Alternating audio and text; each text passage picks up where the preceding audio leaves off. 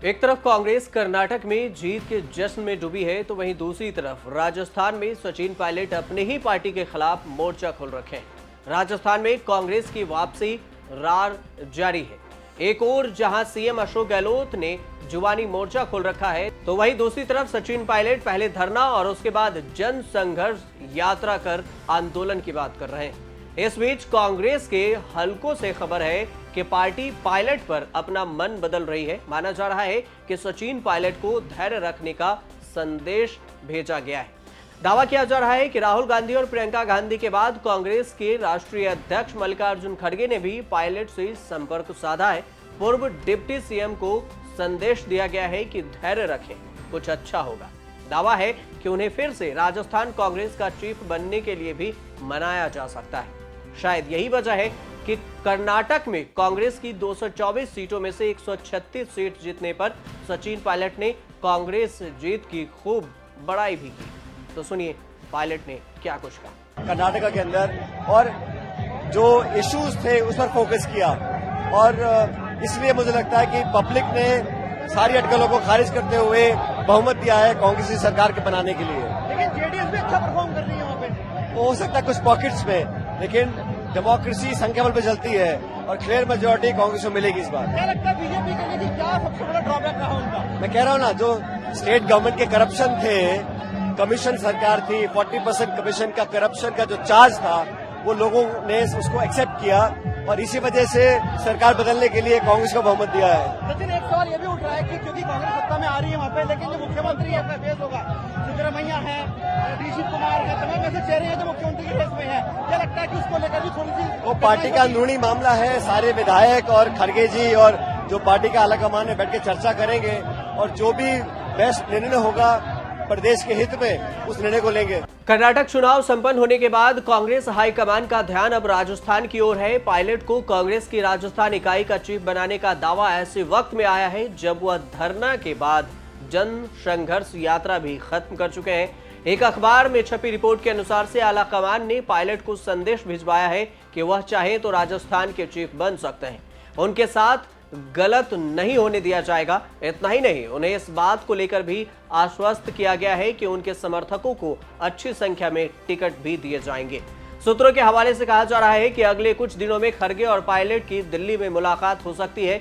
उधर राजस्थान प्रभारी सुखजिंदर सिंह रंधावा के भी सुर बदले बदले से नजर आ रहे हैं। रंधावा का कहना है कि मेरे पिता और सचिन पायलट के पिता बेस्ट फ्रेंड थे, दोनों परिवार के बीच आज भी अच्छे रिश्ते हैं। सचिन मेरे छोटे भाई की तरह है, मैं उन्हें अपने साथ लेकर चलने की कोशिश करूंगा।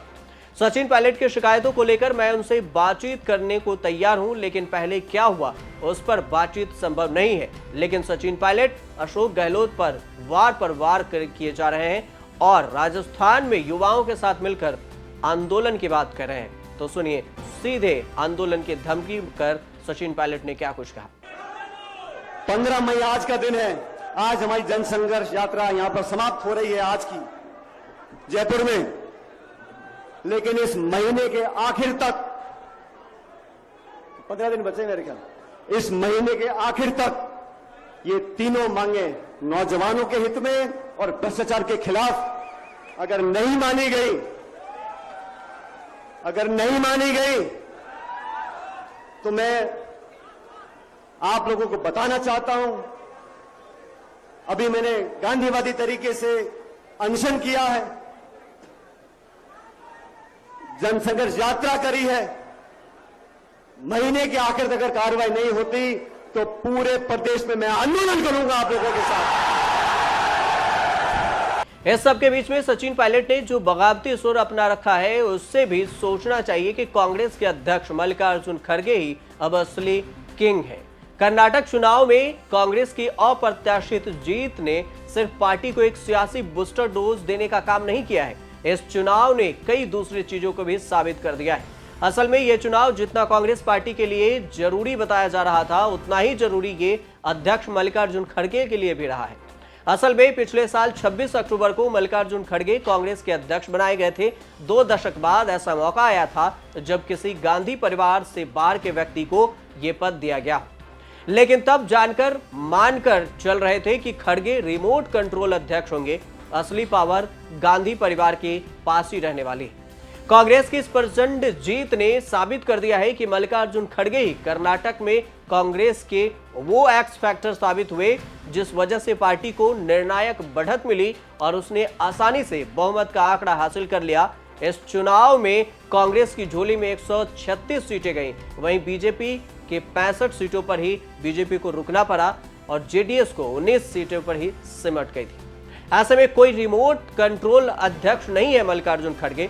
कर्नाटक चुनाव के जीत से उन्हें असली किंग भी बनने का मौका दिया है। सचिन पायलट पूरे प्रदेश में आंदोलन की धमकी दे रहे हैं और खड़गे एक नया प्लान तैयार कर रहे हैं। खड़गे ने इसके लिए प्लान भी अपने प्रतिनिधि को दिए हैं। पहले भाग में उन्होंने कहा है कि एआईसीसी सचिवालय में पार्टी महासचिव के रूप में सचिन पायलट का मसौदा तैयार करना और उन्हें कांग्रेस वर्किंग कमेटी को देना शामिल है। हालांकि ऐसा भी कहा जा रहा है कि सचिन पायलट ने कथित तौर पर इसे इस आधार पर स्वीकार करने से मना कर रहे हैं कि वह लगभग 9 साल से राजस्थान में काम कर रहे हैं और अब तक उनके हाथ में कुछ भी नहीं लगा। हालांकि यह भी कहना गलत नहीं होगा कि पायलट काफी समय से खुद को सीएम के तौर पर देखना चाहते हैं, लेकिन उनके के धरे पर पानी फेरने के लिए अशोक गहलोत हमेशा अपना जादू चला देते हैं। खड़गे का प्लान बी मुख्यमंत्री अशोक गहलोत के लिए भी थोड़ी कड़वी दवा हो सकती है, क्योंकि इसमें युवा नेता को प्रदेश अध्यक्ष पद देने की परिकल्पना की गई है। जानकारों का कहना है कि पायलट इसके खिलाफ नहीं है, क्योंकि राजस्थान कांग्रेस कमेटी का टिकट वितरण करना भी इस प्रोजेक्ट में शामिल है। इस प्लान में उन्होंने खड़गे ने जो दिया है उसमें शामिल किया गया है। अपनी योजना के तहत पायलट कैंप गहलोत कैबिनेट में कुछ विभागों के लिए सौदेबाजी भी कर सकते हैं। हालांकि खड़गे के प्लान बी को गहलोत से कड़े प्रतिरोध और अवहेलना का सामना भी करना पड़ सकता है, जो सार्वजनिक रूप से एक बेकार व्यक्ति और गद्दार देशद्रोही के रूप में डबिंग पायलट बन रहे हैं। आपको यहां पर बता दें कि अशोक गहलोत सचिन पायलट को बेकार और गद्दार कह चुके हैं, लेकिन ये तो हुई अशोक गहलोत और सचिन पायलट के बीच में समझौते को लेकर प्लान और उस पर बातचीत। लेकिन इस सब के बीच में ऐसी भी खबरें हैं कि मई और जून के शुरुआत में अशोक गहलोत के सख्ती में किसी तरह का प्रदर्शन देखने को मिल सकता है और यही प्रदर्शन हो सकता है कि सचिन पायलट को पार्टी से बाहर करने का भी रास्ता दिखा दे। आप देखते रहिए न्यूज़ तक।